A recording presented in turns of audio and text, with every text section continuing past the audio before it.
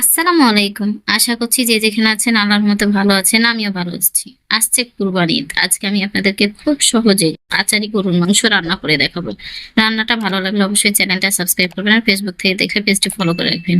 এটা হচ্ছে গরুর মাংস। আমি গরুর মাংসটা প্রেসার কুকারে এখন নিয়ে নেব। যাদের প্রেসার কুকার নাই সেম প্রসেসিং এ হাঁড়িতে এভাবে মাংসটাকে নিয়ে নেবেন।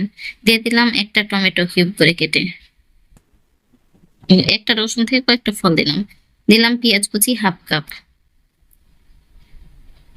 3 টুকরা দারচিনি,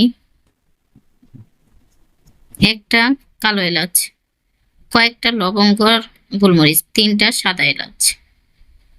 দিয়ে দিচ্ছি লবণ 1 চামচ, মরিচের গুঁড়া দিলাম হাফ চামচ, যে যেমন ঝাল খাবেন সে সেভাবে দিয়ে নেবেন। ভাজা জিরা গুঁড়া দিলাম হাফ চামচ, হলুদ গুঁড়া দিলাম হাফ চামচের একটু বেশি, আদা রসুন বাটা দিলাম 1 চামচ। এখন মাংসটাকে ভালোভাবে মাখিয়ে নেবেন। যেহেতু আমি আচারি মাংস রান্না করব গরুর মাংসটা, এজন্য আমি এখানে কোনো তেল দিইনি। মাংসটাকে এখন ভালোভাবে হাত দিয়ে মাখিয়ে নিতে হবে। আর যদি আপনাদের হাতে সময় থাকে তাহলে মাংসটাকে এভাবে মাখিয়ে আধা ঘন্টা রেখে দেবেন, তাহলে খেতে আরো দারুণ লাগবে। আমার মাংসটা মাখা হয়ে গেছে, আমি হাতটাকে মুছে দিলাম। প্রেসার কুকারের মুখটা লাগিয়ে দিচ্ছি। আমি এখন গরুর মাংসটাকে 5টা সিটি দিয়ে নিব, মানে সিদ্ধ হওয়া পর্যন্ত মাংসটা ভালোভাবে সিদ্ধ হতে হবে। দেওয়া হয়ে গেছে, আমি প্রেসার কুকারটা নামিয়ে চুলার উপর প্যান বসিয়ে দিয়ে দিলাম সরিষার তেল, 4টা শুকনো মরিচ, দিয়ে দিচ্ছি পেঁয়াজ কুচি, আর অবশ্যই তেলটাকে গরম করে মরিচটাকে দিবেন। দিয়ে দিলাম রসুনের ফল 6-7টা। এখন পেঁয়াজটাকে আমি ভালোভাবে ব্রাউন কালার করে ভেজে নেব। আমি প্রেসার কুকারটা নামিয়ে রেখেছিলাম, দেখেন মাংসটা আমি আপনাদেরকে খুলে দেখাই। দেখেন মাংসতে আমি কিন্তু একটু পানি দিইনি, তারপরেও মাংস থেকে পানি বের হয়েছে। মাংসটাকে এভাবে নেড়ে চেড়ে দিলাম। পেঁয়াজটাকে আমি ব্রাউন কালার করে ভেজে নেব। যেহেতু আচারি মাংস, অনেকে তো অনেকভাবে মাংস রান্না করেছেন। গরুর মাংসের মধ্যে আচারি মাংস রান্নাটা সবচাইতে মজার। আপনারা চাইলে এখানে একটু টক কিছু দিতে পারেন, তবে আমি টক ছাড়া দিয়েছি। দিয়ে দিলাম 5 ফোড়ন। 5 ফোড়ন আমি হাফ চামচের বেশি দিয়েছি, 1 চামচের কম দিয়েছি। যখন 5 ফোড়নটা ভালোভাবে ভাজা হয়ে গেছে, একটা ঘ্রাণ বের হয়েছে, তখন মাংসটাকে ঢেলে দিলাম। মাংসটা ঢেলে দেওয়ার পরে ভালোভাবে নেড়ে চেড়ে দিচ্ছি, ঢাকনা দিয়ে ঢেকে দিচ্ছি। যদি সিদ্ধ কম থাকে তাহলে কিন্তু সিদ্ধ হয়ে যাবে। দিয়ে দিলাম গরম মশলা গুঁড়া হাফ চামচের কম, ভাজা জিরা গুঁড়া দিলাম হাফ চামচ।